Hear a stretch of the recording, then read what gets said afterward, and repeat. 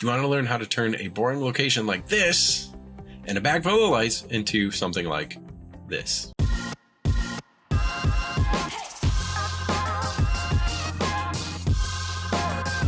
What's up, photography world?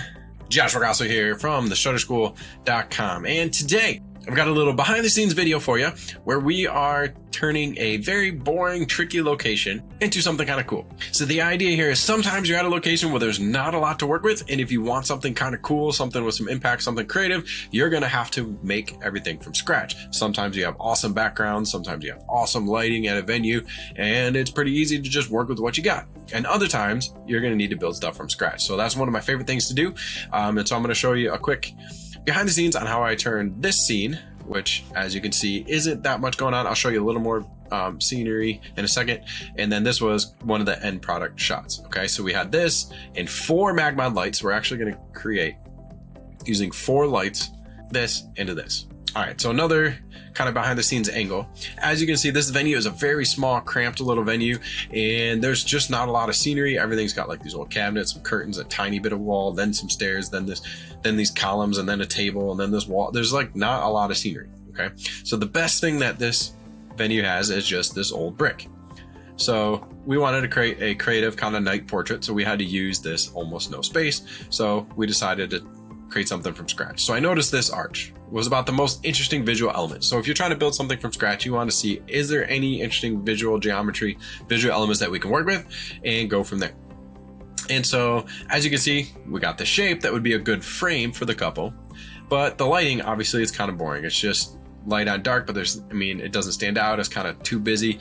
This doesn't make a great background all by itself. One thing I did like was this warm light coming down. So we could have maybe worked with that and made everything super warm, or we could do a contrast and going with blue. And so that's what I decided to do. So the first thing is I put a gel on a Magmod behind this. So I have a just basic Godox flash with a Magmod blue gel. I think I used one of the creative series, whether it's artistic gel or creative gel. There's a blue, and then the other photographer I was working with also had blue. I should get 2 sets so that I can always do this. And so we filled up the whole wall like that. So we used 2 blues so that the whole background would be blue. So now the background went from very flat and boring to something a little more interesting. So the first step usually when you're trying to build the scene is get the scene first. So build your background, get your gels, get your lights set up for the background.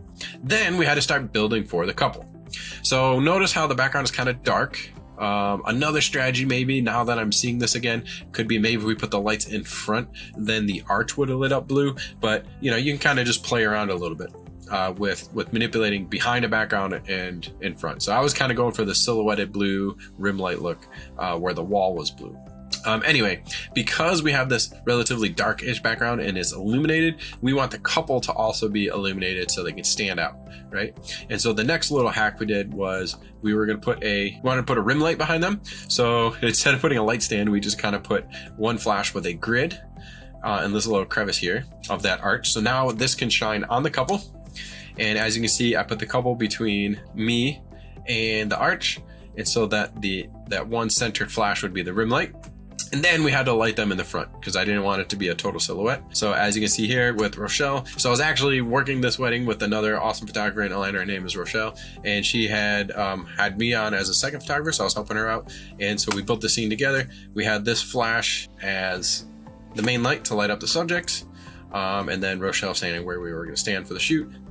And then as you can see, as she's shooting it, kind of all the lights going off. You have the background lights, the rim light here, and then the main light on the couple. So that's kind of how the setup worked. 4 lights, so a lot of setup here, and that's because we wanted a background light, rim light, and then main light. So really, sometimes it might sound intimidating when you have a lot of lights, but really if you're just putting one in at a time and you know what the purpose that you're going for is, it's really not that overwhelming, right? All right, and so here's a quick behind the scenes video of the setup in action.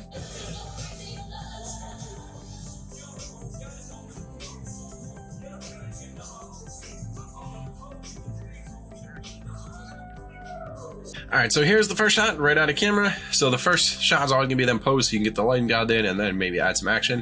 It was a little tricky because he was like 2 feet taller than her. So getting him down close and snuggly was a little bit tricky. So I knew I wanted to do a more action pose. But this is unedited so that you can see how the lighting turned out a little bit better. As you can see, the light on her looks really nice. I always want the bride looking towards the light so she gets the light directly in her face and the guy can get a little bit the harsher angle. Cool. So I decided I wanted them spinning, get something a little more fun. Again, unedited so that you can see the color of the light. The light is hitting both of them. He's smiling. That way, the fact that they're so different in height isn't really killing the shot because he can hold his hand up and she can twirl under him. And actually it works. One being taller than the other works for the spinning dancing photo more than it does like a snuggly posy photo. Cool. And then I edited a little bit to get some more contrast, darken the background just a little bit, enhance the blue just a little bit, probably spend a little more time, but just to show you, that's kind of the after. And then they of course did the obligatory kissy shot, but here you could really see where the rim light kind of helps them stand out from that color. You always want a rim light. You don't need to overdo it with rim light. There was kind of a trend for a while where it's like backlight was what was making the photo cool. It was like almost as a gimmick to like go crazy with the backlight and they're like glowing, which is, you know, kind of a cool effect. But if it's everywhere, it's kind of overwhelming.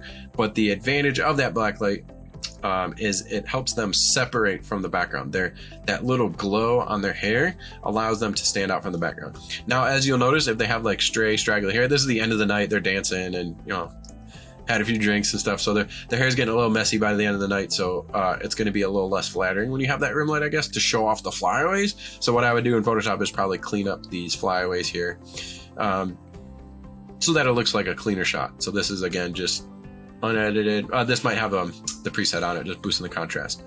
But as you see, we went from this boring, plain, just some brick, to this. And it's using 4 lights and some Magmod, using some gels. So whenever you have a boring location, don't be afraid to try to build something from scratch. It can be overwhelming to envision a whole new scene. So just find something that you think you could work with, shape-wise, even if the color and the light looks bad, because you can always change the color and the light. Anyway, give that a try. Thanks so much for watching. Please like and subscribe so you can get more videos on working with Flash and all things portrait and wedding photography. If you want to see more of my work, you can look me up on Instagram, just Joshua Grazzo, or subscribe here at Shutter School. So thanks so much. See you in the next video.